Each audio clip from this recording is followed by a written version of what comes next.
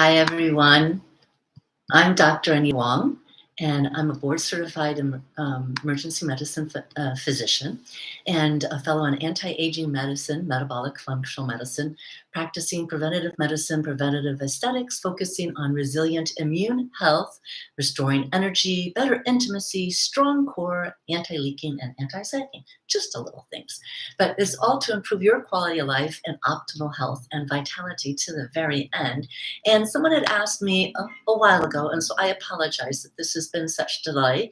So I was just going to do this. I had written a blog on it, and just going to do a little YouTube on it because it was requested that I talk about intermittent fasting. Because as I said, seems like it's a fad. Seems like people are talking about it, and is this a good thing? Is it a bad thing? And really, I think that intermittent fasting it's can be very good for you.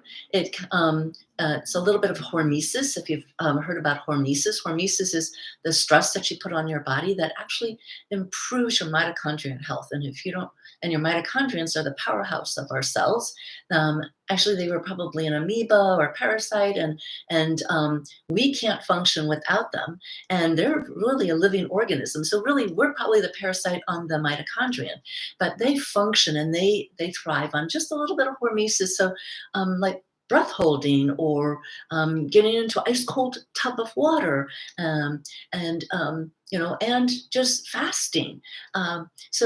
As cavemen, or back in the day when we were not as civilized and convenience around and didn't have abundance of food, there would be periods of time when we wouldn't get enough. We would forage in the summer, eat a lot of fruit, all this, anything that was sweet, that was edible, and we knew then it wasn't poisonous, and it would eat those, maybe gain a little weight, so that in the wintertime, when food wasn't as abundant, we would start to lose the weight, and you would have a little bit of fasting. There would be times when you were hunting, looking for that the meat, and gathering, hunting and gathering, and not having abundance, and you would be fasting. So it's intermittent, right?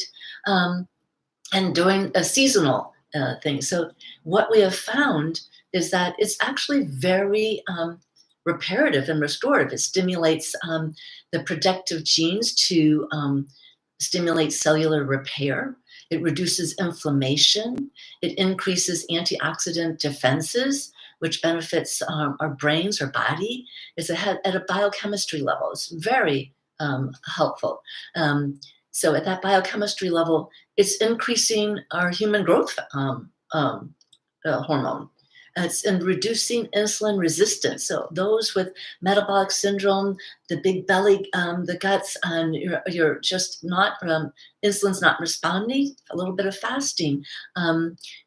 It will also reduce your low density lipoproteins and the cholesterol levels. So those are key things that we look at for heart disease. So I like to say that if you have the low density proteins, you also want to know what type they are. So are they the big fluffy ones, or are they the small little ones that kind of can cause the clotting? So even if your HDL numbers are normal, you kind of want to know what size those particles are.